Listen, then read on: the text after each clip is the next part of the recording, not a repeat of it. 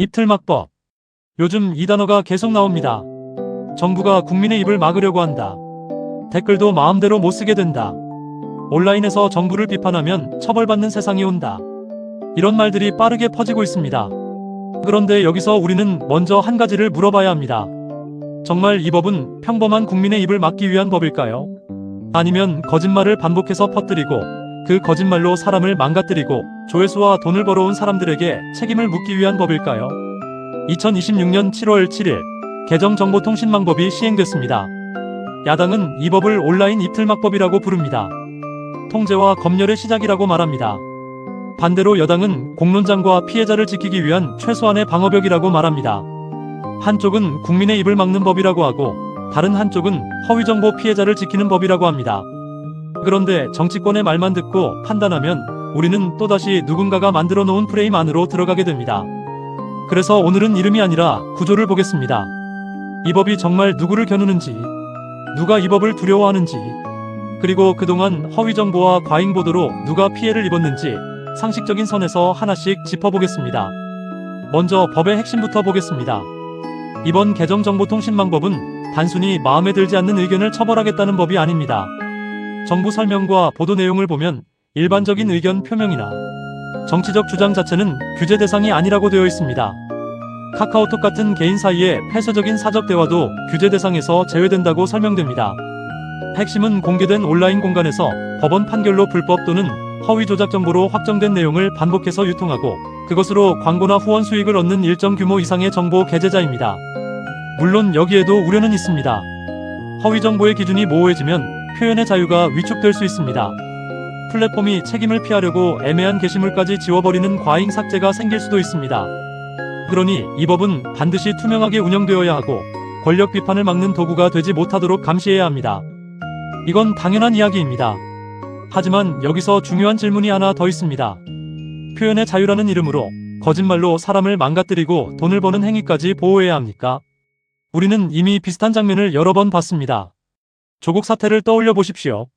그때는 하루가 멀다 하고 의혹 보도가 쏟아졌습니다. 본인뿐 아니라 배우자, 딸, 아들, 가족 전체가 언론과 검찰 수사의 중심에 놓였습니다. 당시 조국 관련 기사는 짧은 기간 동안 수천 건이 쏟아졌다는 분석도 있었습니다. 정책 검증보다 의혹 보도가 더 크게 번졌고 국민들은 판결문을 보기 전에 이미 뉴스 제목과 자막으로 사람을 판단하게 됐습니다. 물론 조국 사건에서 유죄가 없었던 것은 아닙니다. 자녀 입시 비리와 감찰 무마 등은 대법원에서 유죄로 확정됐습니다. 이 사실은 그대로 봐야 합니다. 하지만 동시에 당시 언론이 만든 이미지와 최종적으로 법원에서 확정된 내용의 크기가 같았는지도 따져봐야 합니다. 당시에는 마치 조국 일가 전체가 나라를 통째로 흔든 거대한 권력형 범죄 집단인 것처럼 보도가 흘러갔습니다. 그러나 크게 떠들었던 사모펀드 권력형 비리 프레임은 조국 본인의 유죄로 확정되지 않았습니다. 이 차이를 봐야 합니다. 유죄가 있었다는 사실과 언론이 만든 인상이 과했는지 여부는 별개의 문제입니다. 한명숙 전 총리 사건도 한국 사회에 깊은 불신을 남겼습니다. 법적으로는 대법원에서 유죄가 확정된 사건입니다. 하지만 이후 검찰 수사 과정, 증언 관리, 모해 위증교사 의혹을 둘러싼 논란이 계속됐습니다. 이 사건이 중요한 이유는 단순히 한 사람의 유죄냐 무죄냐를 다시 따지자는 데 있지 않습니다. 검찰 수사와 언론 보도가 결합했을 때 한 정치인의 생명과 국민의 판단이 어떻게 흔들릴 수 있는지 보여주는 상징적인 사건이기 때문입니다. 김남국 코인 의혹도 봐야 합니다. 처음에는 마치 엄청난 코인 범죄가 있는 것처럼 나라가 떠들썩했습니다. 언론은 연일 보도했고 정치권은 공격했고 결국 김남국은 민주당을 떠났습니다. 국민 머릿속에는 코인으로 뭔가 큰 잘못을 한 사람이라는 이미지가 남았습니다. 그런데 최종적으로 법원에서 어떻게 됐습니까? 재산신고 심사방해 혐의로 기소됐지만 1심과 2심 모두 무죄가 나왔고 검찰이 상고하지 않으면서 무죄가 확정됐습니다. 그렇다면 묻지 않을 수 없습니다. 그동안 쏟아진 보도와 정치적 낙인은 누가 책임집니까? 가로세로 연구소 사례도 빼놓을 수 없습니다. 가세현 전현직 운영진은 조국 전 대표와 자녀들에 대한 허위사실 유포로 손해배상 판결이 대법원에서 확정됐습니다. 허위사실을 담은 영상 삭제도 명령받았습니다. 이게 바로 우리가 말하는 문제입니다. 유튜브에서 누군가는 자극적인 말을 던집니다. 사람들은 분노합니다. 조회수는 올라갑니다. 돈은 벌립니다. 그런데 나중에 허위로 밝혀져도 피해자의 인생은 이미 망가진 뒤입니다. 이걸 그냥 표현의 자유라고 부를 수 있습니까? 여기서 진짜 질문이 나옵니다. 국민의 입을 막는 것이 문제라면 그동안 국민의 눈과 귀를 흔들어 온 사람들은 왜 책임지지 않았습니까? 검찰발 의혹이 나오고 언론이 받아쓰고 유튜브가 확대 재생산하고 정치권이 그것을 무기로 쓰는 구조. 이 구조 안에서 평범한 시민은 직접 사실을 본 것이 아니라 가공된 인상을 보게 됩니다. 사람들은 판결문을 읽지 않습니다. 수사 기록도 보지 않습니다. 대부분은 뉴스 제목, 유튜브 썸네일, 짧은 자막, 반복되는 키워드로 판단합니다. 그래서 프레임은 무섭습니다. 이재명 대통령을 둘러싼 수많은 사건과 의혹도 이 구조 안에서 봐야 합니다. 대장동, 백현동, 그분, 사법 리스크. 이런 단어들은 오랫동안 반복됐고 정치에 관심이 많지 않은 사람들에게도 강한 인상을 남겼습니다. 물론 의혹은 수사할 수 있습니다. 공직자와 정치인은 검증받아야 합니다. 하지만 검증과 낙인은 다릅니다. 수사와 여론재판은 다릅니다. 사실 확인과 프레임 만들기는 다릅니다. 문제는 의혹을 제기했다는 것 자체가 아니라 확인되지 않은 의혹이 마치 확정된 범죄처럼 소비되고 그 과정에서 누군가는 정치적 이득을 얻고 누군가는 돈을 번다는 점입니다. 그래서 이번 법을 단순히 이틀막법이라는 이름으로만 보면 본질을 놓칠 수 있습니다. 정말 평범한 국민의 댓글 하나를 잡겠다는 법이라면 당연히 막아야 합니다. 정부 비판을 지우는 법이라면 당연히 경계해야 합니다. 하지만 법원에서 허위로 확정된 내용을 반복해서 퍼뜨리고 그걸로 돈을 버는 사람들에게 책임을 묻는 법이라면 이야기는 달라집니다. 그건 국민의 입을 막는 문제가 아니라 거짓말 장사꾼의 손을 막는 문제일 수 있습니다. 물론 이 법이 완벽하다는 뜻은 아닙니다. 어떤 법이든 권력이 악용할 가능성은 있습니다. 그래서 기준은 더 명확해야 하고 절차는 더 투명해야 하며 이의 신청은 제대로 보장되어야 합니다. 정부와 여당이 이 법을 내세운다고 해서 무조건 옳은 것도 아니고 야당이 반대한다고 해서 무조건 틀린 것도 아닙니다.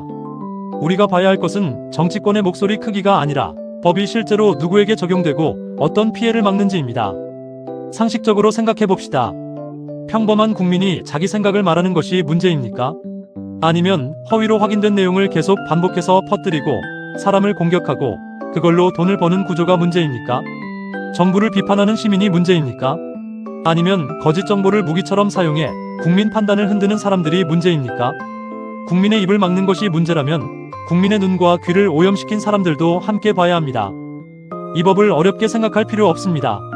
상식적으로 하나만 물어보면 됩니다. 이 법이 생기면 가장 피해를 보는 사람이 누구입니까? 평범한 국민입니까? 아니면 허위로 확인된 내용을 반복해서 퍼뜨리고 그걸로 조회수와 돈을 벌어온 사람들입니까? 이 질문 하나만 해봐도 이 법을 왜 이틀막법이라고 부르는지 그리고 누가 그 프레임을 가장 열심히 퍼뜨리는지 보이기 시작합니다. 정치권은 늘 국민을 앞세웁니다. 자기들이 불리하면 국민의 자유를 말하고 자기들이 유리하면 피해자 보호를 말합니다. 언론도 마찬가지입니다. 제목 하나로 분위기를 만들고 의혹 하나로 사람을 세웁니다. 유튜브는 더 빠릅니다. 사실 확인보다 분노가 먼저 퍼지고 정정보다 낙인이 오래 남습니다. 그래서 우리는 더 조심해야 합니다. 누가 뭐라고 하니까 믿는 것이 아니라 내가 직접 확인해야 합니다. 누가 이틀막법이라고 부른다고 해서 그대로 믿을 필요도 없고 누가 좋은 법이라고 말한다고 해서 무조건 받아들일 필요도 없습니다. 결론은 이것입니다. 이 법안이 정말 국민의 입을 막기 위한 법인지 아니면 거짓 정보로 사람을 망가뜨리고 돈과 권력을 얻어온 사람들을 막기 위한 법인지 상식적인 선에서 직접 판단해 보시기 바랍니다. 남이 붙여놓은 이름에 끌려가지 마십시오. 정치권이 만든 프레임에 대신 싸워주지 마십시오. 언론 제목 하나, 유튜브 썸네일 하나에 마음을 빼앗기지 마십시오. 직접 확인하고, 직접 생각하고, 직접 판단하십시오. 민주사회에서 진짜 중요한 것은 시끄러운 목소리를 따라가는 것이 아니라 사실을 확인한 뒤 내 상식으로 판단하는 일입니다. 국민의 입을 막는 법이라면 우리가 막아야 합니다. 그러나 거짓말로 국민의 눈과 귀를 흔들어 온 사람들을 막는 법이라면 우리는 그 법을 다르게 봐야 합니다. 오늘의 질문은 이것입니다. 지금 이 법을 가장 두려워하는 사람은 정말 평범한 국민입니까? 아니면 거짓말을 반복해 돈과 권력을 얻어온 사람들입니까? 이 질문에 대한 답은 남이 대신 내려줄 수 없습니다. 여러분이 직접 확인하고 판단해야 합니다.